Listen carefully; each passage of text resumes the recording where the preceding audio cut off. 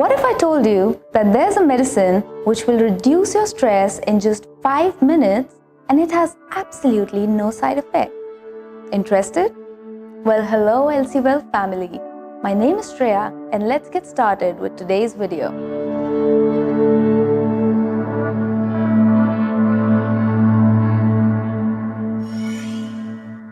Guys, what we're talking about today is meditation. Ooh, now a lot of people are already convinced that they just cannot meditate. They say, it's just not my thing. I can't really sit still.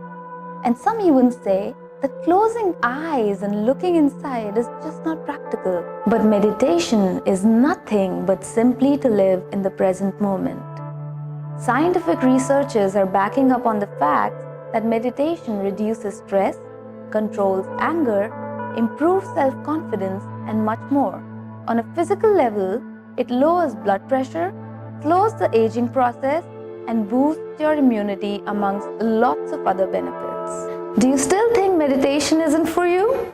The best part is that it's too easy to get started. All you need is 5 minutes. First of all, let me bust all the myths that surround meditation.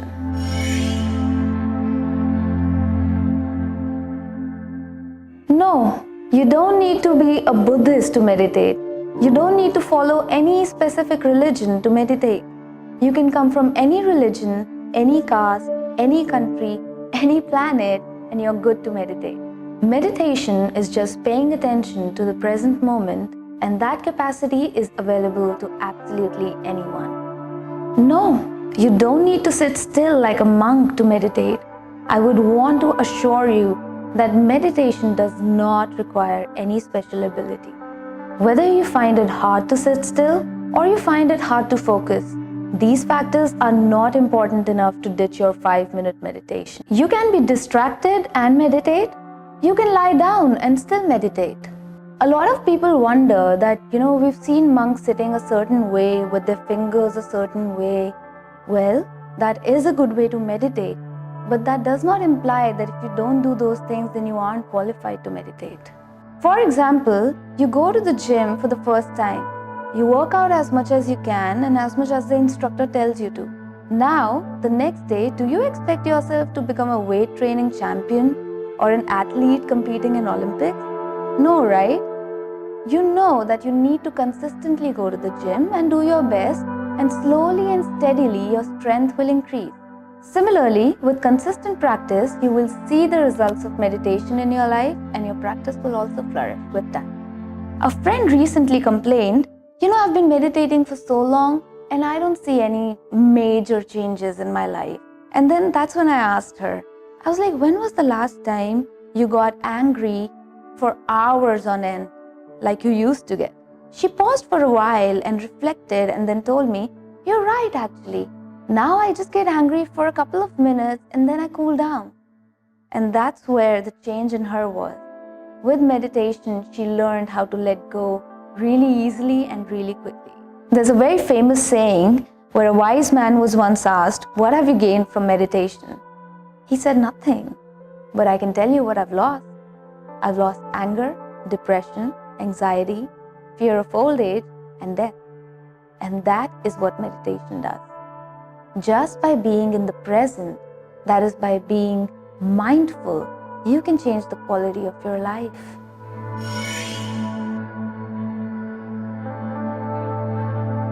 By now, we've all heard the term stay in the present, although how to do that remains a question.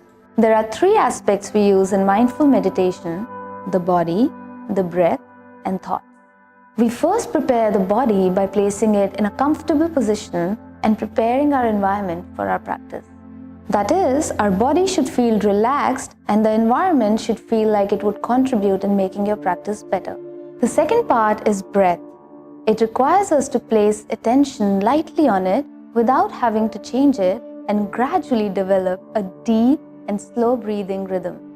So in the beginning, one needs to just observe the breath, not make it deeper or gentler, but just observe it.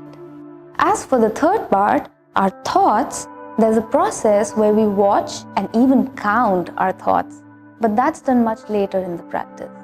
There are many types of mindful meditations where in the advanced stages the meditator not only observes every thought that comes, but also observes every movement he makes, every action he does.